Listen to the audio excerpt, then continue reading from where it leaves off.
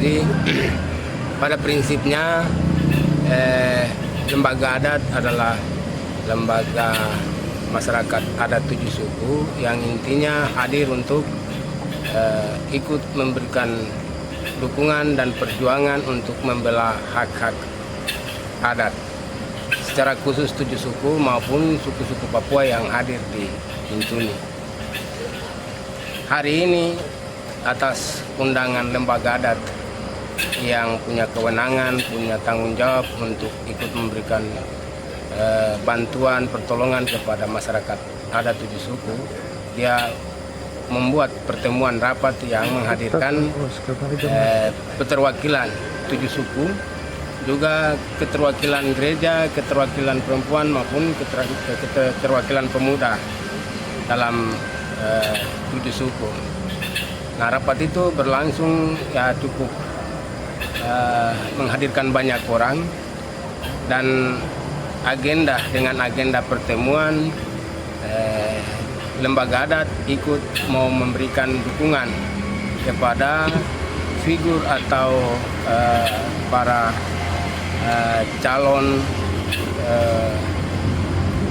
sekretaris daerah Kabupaten Teluk Bintuni, karena memang terlalu lama rakyat menantikan kehadiran seorang sosok sekretaris daerah yang definitif. Nah, kami juga masyarakat adat dari informasi yang kami terima, sehingga di saat rapat ini kami menyampaikan hal-hal yang terkait dengan nama-nama yang ambil bagian dalam proses penjaringan itu. Dan yang kami tahu persis tahapan itu sudah dilakukan.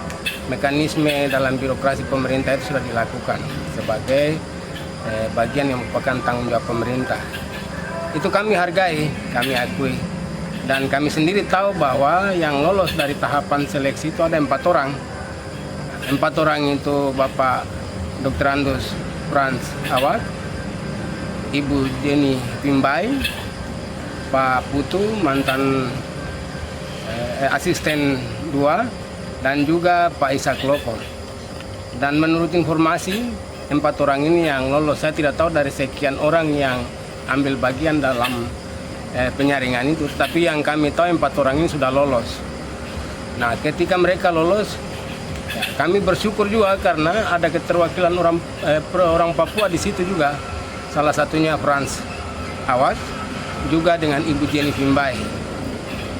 Kami tidak melihat dari Frans Awak dan Ibu Jenny sebagai suami istri, tetapi kami anggap mereka punya hak yang sama untuk ambil bagian, ya, karena mereka punya kriteria yang sudah siap.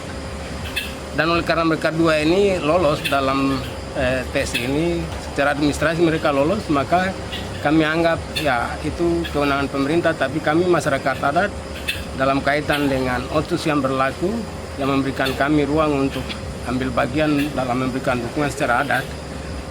Artinya bukan kami membatasi kewenangan pemerintah dalam proses penjaringan, tetapi berdasarkan undang-undang otsus, di situ kami punya ruang juga untuk ambil bagian dalam memberikan dukungan adat. Nah, harapan kami dari 4 nama yang kami sudah dengar bahwa mereka ini sudah lolos seleksi ini sampai di tahap seleksi administrasi dan lain-lain, kami anggap itu sudah deal, ya. Sehingga jangan sampai, itu kami tegaskan, jangan sampai terjadi lagi ada penambahan calon. Artinya ada perpanjangan atau diulang lagi. Karena kami anggap 4 orang ini sudah memenuhi syarat. Kalaupun itu dibatalkan dan dilakukan penyaringan ulang, bagi kami itu kami tidak terima. Karena ketika diulangi dan 2 nama ini, 1 nama yang kami sudah sepakati dalam rapat tadi ini, hari ini rapat lembaga adat yang hadir keterwakilan 7 suku, keterwakilan perempuan, tokoh agama, kami hadir dan kami sudah sepakati, itu sudah deal. Frans Awak adalah harga mati, itu harga mati oleh 7 suku, dan keterwakilan perempuan juga tokoh agama, itu sudah harga mati. Jadi ketika ada perubahan pendaftaran kemudian melahirkan nama yang di luar itu akan bermasalah dengan kami 7 suku. Itu bermasalah. Jadi silakan mau rekrut siapa, tetapi intinya bahwa Frans Awak menurut 7 suku itu deal bagi kami. Jadi kalau ada nama yang muncul lagi dari mana-mana yang kami dengar hanya 4 yang sudah lolos, ada nama yang muncul lagi, ini sebenarnya ada apa lagi? Apa yang kurang dari situ, dari penyaringan yang sudah ada itu, yang sudah melahirkan 4 orang yang sudah lolos? Yang kurang di situ apa? Nah, mereka itu sudah memenuhi syarat. Kalau itu memenuhi syarat ya kita tunggu proses selanjutnya. Tetapi intinya kami 7 suku ya sudah dalam putusan hasil musyawarah adat hari ini tadi mulai jam 3 sampai jam 7 malam itu sudah deal. Itu sudah sepakat dan hasil pertemuan kesepakatan itu akan kami kawal. Sudah terbentuk tim yang akan kami kawal sampai ke Bupati dan sampai ke Gubernur. Kalau perlu kita akan kawal sampai ke Mendagri. Karena kami anggap kami lembaga adat ini, kami orang-orang adat ini punya hak untuk menyampaikan hal-hal yang menjadi keinginan orang-orang adat. Jadi kami rasa di situ ada otsus tanpa mengurangi tanggung jawab pemerintah dalam melakukan seleksi. Kami tidak menghambat itu, tidak berupaya untuk menggugurkan tanggung jawab pemerintah, tetapi kami punya hak. Karena ada undang-undang otsus yang memberikan ruang untuk kami. Nah, karena ruang itulah maka kami mau yang isi ruangan itu adalah saudara Dr. Andus Frans Awak.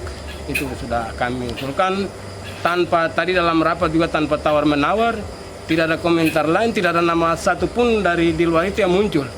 Hanya Frans. Dan itu kami nilai bahwa semua ternyata punya rasa dan punya keinginan besar jabatan definitif sekda diduduki dan dipegang oleh saudara Dr. Andus Frans Awak.